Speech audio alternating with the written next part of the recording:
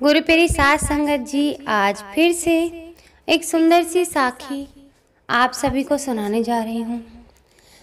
गुरु प्यारी साथ संगत जी, हम सारे लोग कल की चिंता ज़रूर करते हैं। कितना भी कोशिश कर लो, हमें आने वाले पल की और आने वाले कल की चिंता हमेशा रहती है।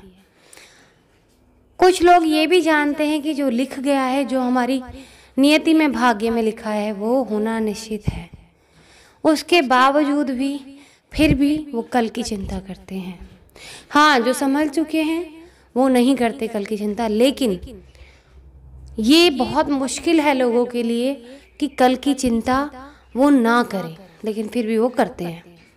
तो आज की जो साखी है वो हमें ये सिखाएगी कि कल की चिंता करने से कोई फ़ायदा नहीं है। आप अपने आज को जी लो, अपने आज के कर्म निभाते चलो, कल की चिंता मत करो, क्योंकि कल जो होना है वो तो होएगा ही। तो आज की साखी सुनते हैं।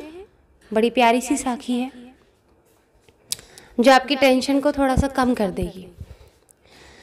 ये कहानी है विष्णु भगवान जी की। विष्णु भगवान जी अपने गरुड़ पे बैठ के कैलाश पर्वत की तरफ जा रहे थे भगवान शिव से मिलने के लिए।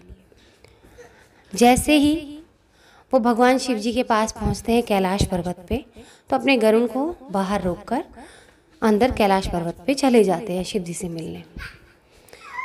अब गरुड़ जी क्या देखते हैं, वहाँ पर एक छोटी सी प्यारी सी रंग बिरंगी सी सुंदर सी चिड़िया बैठी हुई थी। उसे देखते ही उस पर प्यार आ जाए, इतनी प्यारी चिड़िया थी। अब गरुड़ जी उसको देखने लगे तो गरुड़ जी को बड़ी सुंदर लगी वो। अब काफ़ी देर के बाद यमराज जी वहाँ आए और यमराज जी कुछ देर के लिए वहाँ रुके और उस चिड़िया को घूरने लगे।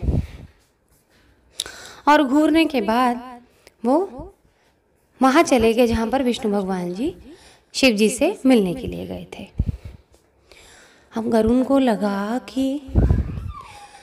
को लगा कि हो ना हो यमराज इसको लेने के लिए आया, इस प्यारी सी चिड़िया को लेने के लिए आया, इसलिए इसने इसको घूर घूर कर देखा है। बेचारी आज मारी जाएगी, इतनी सुंदर तो मासूम सी चिड़िया है। क्यों ना मैं एक काम करूं, यहाँ से इसको दूर छोड़ाता हूँ। यमराज वापस आकर देखेगा, भूल जाएगा, उसको चिड़िया दिखेगी नहीं, चिड़िया की जान बच जाएगी। वो अपने मन में सोच रहे थे ऐसा।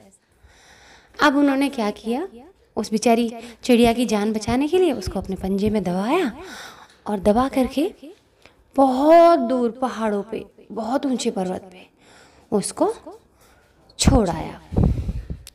अब गरुड़ देव जी जब वापस लौटे तो यमराज जी वहाँ से बाहर निकल रहे थे उस कक्ष से जहाँ पर शिव जी अपनी तपस्या कर रहे थे और वहाँ पर विष्णु जी उनसे मिलने के लिए गए थे।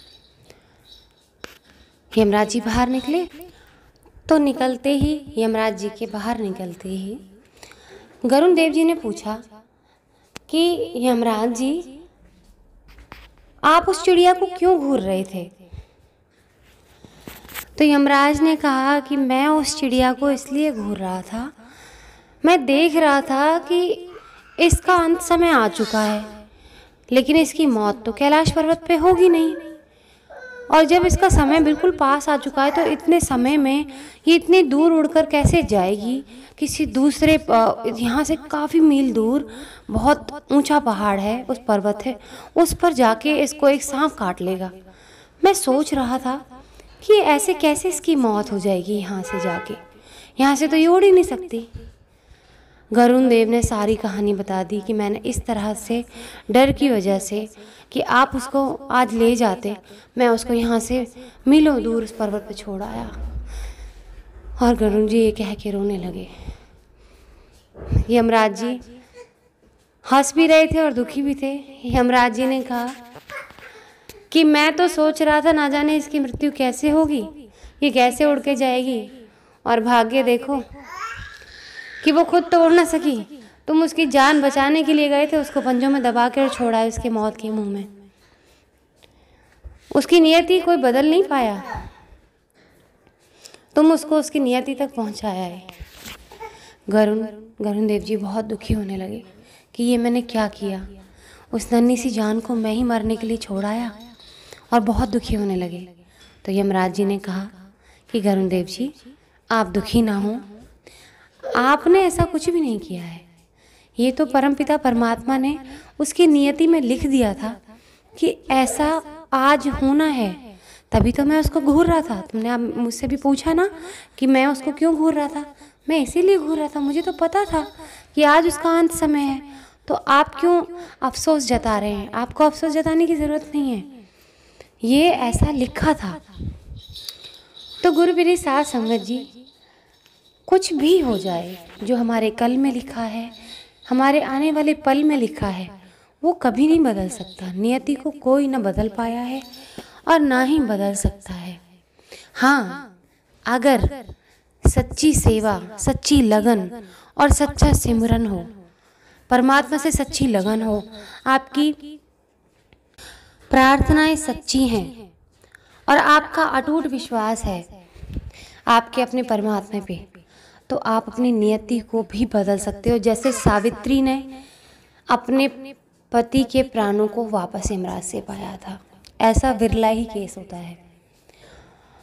तो आने वाले कल की चिंता ना करें। इन दोनों बातों से हमें यही शिक्षा मिलती है कि आने वाले कल की चिंता ना करें, हमें सुमिरन करते रहना चाहिए, अपना कर्म निभाते चलना चाहिए, अपनी प्रार्थनाओं में, अपने सुमिरन में कोई कमी नहीं आने देनी चाहिए।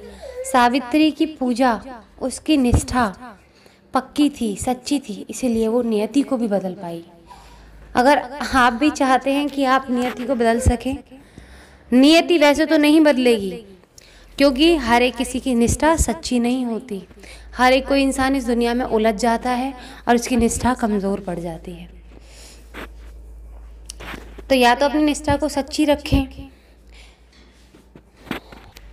नहीं तो आपके आने वाले कल को कोई भी नहीं बदल सकता, उस होनी को कोई नहीं टाल सकता। तो गुरु प्यारी साध संगत जी, कल की चिंता ना करें, हमें सिर्फ सुमिरन करना है और अपने कर्मों को निभाते हुए चलना है। आज इसी के साथ इस सुंदर सी साखी को मैं यहीं समाप्त करना चाहूँगी। मिलती हूँ आपसे अपनी अगली वीडियो में नई साखी के साथ। तब तक के लिए खुश रहें, सुमिरन करते रहें, सच्ची सेवा करते रहें।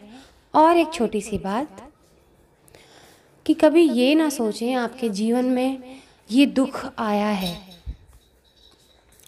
हर एक चीज़ के पीछे भगवान ने एक सुंदर सी, खूबसूरत सी वजह छुपाई है और वो हमारे ही भले के लिए की है। हम बहुत बार अपने परमपिता परमात्मा को दोष देते हैं, हे परमपिता परमात्मा, ये आपने क्या किया हमारे साथ। लेकिन उस चीज़ के, उस वजह के पीछे एक और बड़ी वजह होती है। जो आपके जीवन में एक दुख आता है, उसके पीछे भगवान बहुत बड़ा एक रीज़न छुपाते हैं आपके आगे आने वाले भविष्य का। तो गुरु प्यारे साध संगत जी, भगवान को दोष ना दें, वो हमारे परमपिता परमात्मा हैं, हमारे सब कुछ हैं, वो हमारा कभी बुरा नहीं चाहते। बस हमें क्या करना है, उनको कभी नहीं भूलना है और किसी का बुरा ना करना है, ना बुरा सोचना है।